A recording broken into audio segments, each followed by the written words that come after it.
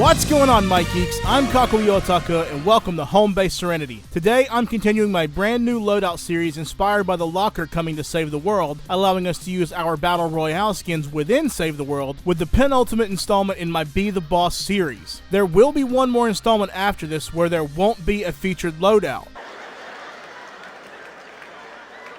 As I was making the intros, it became clear to me that I wouldn't be able to finish telling the story in 5 installments, and that a 6th would be needed. And I think it's even more needed considering just how important these intros and this entire series has been to my channel. The final installment will showcase all 5 of the first intros with more story in between each, connecting them all, and then it will have the final entry in the story revealing exactly why Drift has been rifting the agency away. But that's not what this video is about. Well, what are you doing here?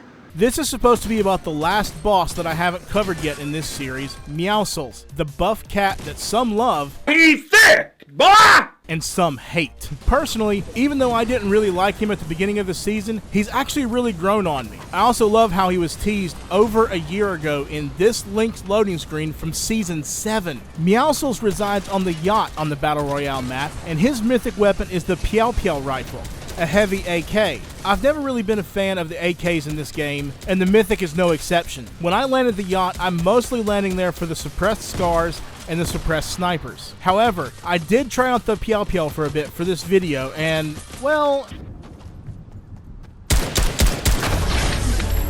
it actually led to a victory royale. I still hate that the final player I was versing got the last hit on that Midas after I had used the PEOW to chunk him down from full health to where he was one shot, but I still got the win, and that's what matters. So I got that going for me, which is nice.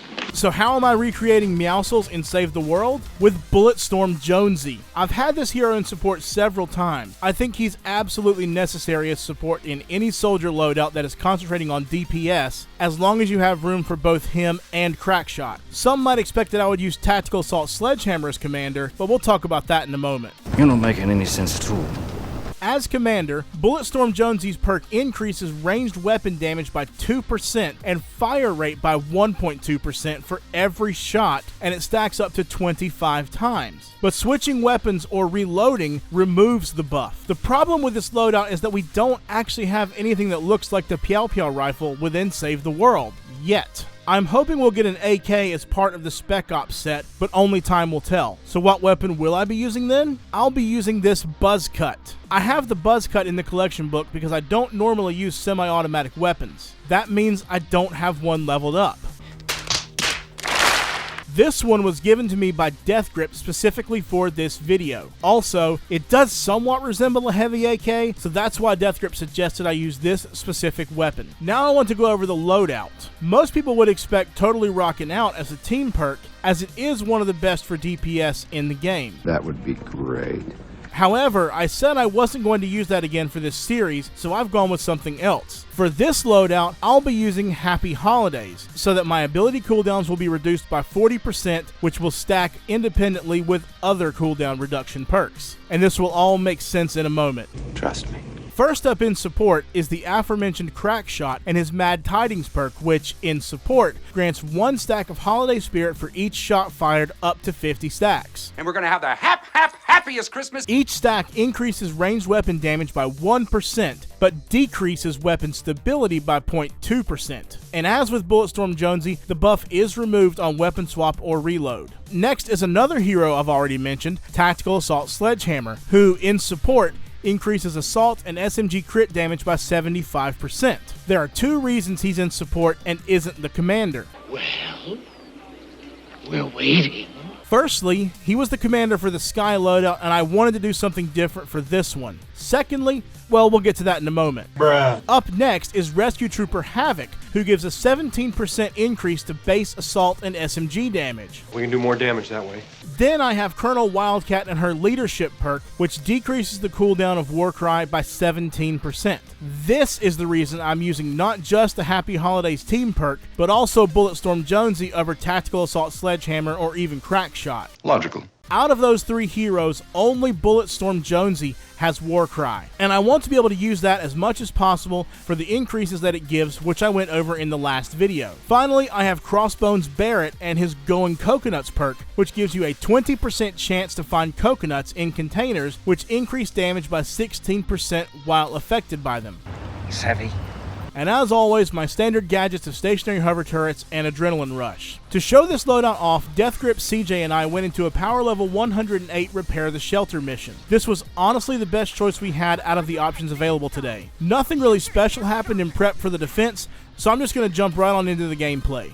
Alright, so we've got everything all built up here. I'm just trying to actually take some time to get some coconuts, because I actually completely forgot that I had that perk in there. I'm not used to actually using coconuts, but I'm trying to find a few before we get started. I've only got 4 so far. Hopefully I'll find a couple more in this house, and looks like I'm not going to. Well, I still got some time. We're on the last module right now, so I've got a few more seconds to keep looking. Hopefully I'll find some. Alright, well, I didn't actually end up finding any more, so hopefully 4 will be fine. But the defense is starting, so it's time to get here and actually defend. So let's see what we can do with this loadout. I shouldn't have popped the Warcry yet. There wasn't enough around, really, to actually get use out of it. Oh, that was weird. Smasher was there for a second, and then it was gone. I guess it was just a little bit of a glitch there. I will say I do like this weapon. I'm not normally a fan of semi-auto weapons because I am, a controller player. I have to actually hit the trigger every time I want to shoot, but I'm liking this one so far. Oh, is that the mini boss? Yes, it is. So Warcry. Oh, wait a minute, it's trap vulnerable. Crap, I'm not gonna do anything with this, or at least not much. Oh crap, and I'm almost dead too. All right, well, it's trap vulnerable, so I'm gonna get back to defending against the rest of the horde. What is that? There's a shielder stuck in the wall there. That's kind of funny.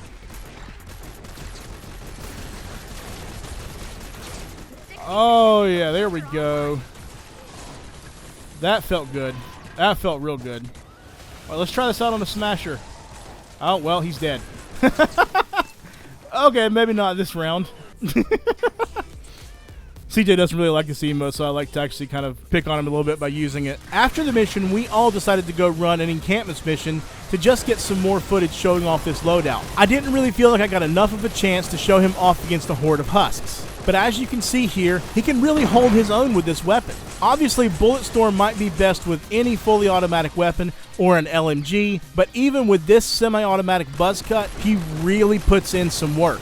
I wish I had better luck finding coconuts in both missions, but I did get some good use out of them. And of course, Warcry is always good for myself and my entire team. Now I want to go over how you can get a hold of this whole loadout, including Meowscles, should you want to try it out for yourself. Meowscles and his cosmetics that you are able to use within Save the World are unlocked by leveling up your Battle Pass in Battle Royale. His wrap is unlocked at tier 42, his back bling is unlocked at tier 45, his pickaxe is at tier 50, and the actual Meowscles outfit is unlocked at tier 60. Before I go over how to recruit the heroes, I want to take a quick second to thank Sharp, who is playing Brutus in these last 3 intros, for the great constructive criticism he gave me after the TNTina video. All of those heroes were event heroes, and he advised me that it was getting a bit redundant hearing me say hero recruitment voucher over and over again. And you know what? They were right. So going forward, I'll say it once per video and include, like most event heroes, afterwards. I'll also group the non-event heroes together as well, since they are also recruited in the same way, if possible. Bulletstorm Jonesy is found in the Expansion People section of the collection book under Cyberpunk Heroes, where he can be recruited using 3,000 training manuals and 100 legendary flux. Crackshot is a holiday event hero. He was just in the store recently, so if you didn't get him then and haven't gotten him during either of the previous Frost Night events, he can be recruited from the collection book under Frost Night Heroes 2018 by using a hero recruitment voucher like most event heroes. Tactical Assault Sledgehammer is an event hero that can be recruited from the Event People section of the collection book from the Road Trip Heroes section. Rescue Trooper Havoc was part of the initial Twitch Prime pack and is unfortunately no longer available. However, Rescue Trooper Ramirez has the exact same perk.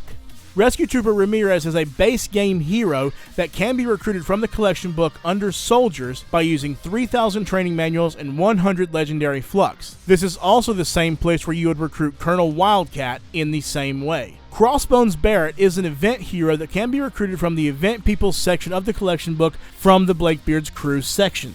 That's going to do it for today's video. I hope you all enjoyed it. I've really enjoyed making this series and I hate to see it come to an end, but like all good things, it must. As I said earlier, up next will be the final installment where I recap each cinematic intro with more content in between each, telling more of the story, and then showing part 6 of the story, closing it out and revealing why Drift has been rifting the members of the agency away. So if you like what you saw here, please make sure to hit that like button. And if you want to see the epic conclusion to this story, make sure to subscribe and hit that notification bell so you can see it and other videos as soon as they go live. After that will be a special loadout video I've been wanting to make since we first knew our skins from Battle Royale were coming to save the world. But I don't want to reveal what that is yet. What I can say about it is that I hope it will be swooping into your subscription boxes by the end of the week, but all shall be revealed in due time. After that, I plan to start a new series on each of the mythic weapons earned from the Mythic Storm King, and in time,